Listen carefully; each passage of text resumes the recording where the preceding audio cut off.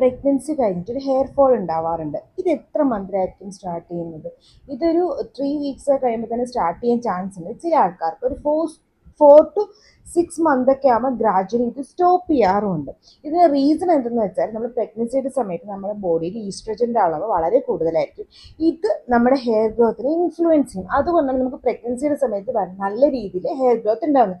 ചില ആൾക്കാർക്ക് പ്രഗ്നൻസി കഴിഞ്ഞാലും ഈ ഹെയർ ഗ്രോത്ത് അങ്ങനെ തന്നെ മെയിൻറ്റെയിൻ ചെയ്ത് ഹെയർ ഫോൾ ഉണ്ടാവണമെന്നില്ല. പക്ഷെ ചില ആൾക്കാർക്ക് ഇത് ഫോളായിട്ട് മാറാനും ചാൻസ് ഉണ്ട്.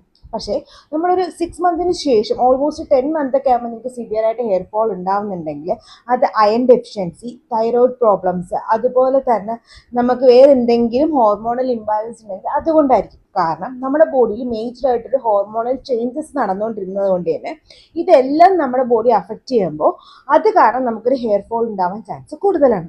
അപ്പോൾ നമ്മൾ ഹോർമോൺ എന്താ പറയുന്നത്, വെറും ഒരു ഹെയർ ഗ്രോത്ത് സിറമോ അല്ലെങ്കിൽ ഒരു ഷാമ്പോ അല്ലെങ്കിൽ ഒരു ഹെയർ ഓയിലോ യൂസ് ചെയ്തു എന്ന് പറഞ്ഞിട്ട് മാറാനായിട്ടുള്ള ചാൻസ് ഇല്ല. സോ നിങ്ങൾ അപ്പം തന്നെ നിങ്ങളുടെ ഗൈനക്കോളജിസ്റ്റിനോ അതല്ലെങ്കിൽ നിങ്ങളൊരു ഡെർമറ്റോളജിസ്റ്റിനോ അതല്ലെങ്കിൽ ജനറൽ മെഡിസിനെയോ കണ്ടിട്ട് ആപ്റ്റായിട്ടുള്ള ബ്ലഡ് ടെസ്റ്റ് ചെയ്ത് അതിന് ആപ്റ്റായിട്ടുള്ള മെഡിക്കേഷൻ എടുക്കേണ്ടത് വളരെ ഇമ്പോർട്ടൻ്റ് ആണ്. ഒരു ദിവസം 100 ഹെയർ വരെ പോകുന്ന ആൾക്കാരുടെ കാര്യമല്ല പറയുന്നത്, അതിൽ പ്ലസ് ആയിട്ട് പോകുന്ന ആൾക്കാരുടെ കാര്യമാണ്. പിന്നെ ഡോക്ടറുടെ ബോക്സിൽ ചോദിക്കുക. ഇതുപോലത്തെ skin care and hair care video follow ചെയ്യാനും മറക്കണ്ട.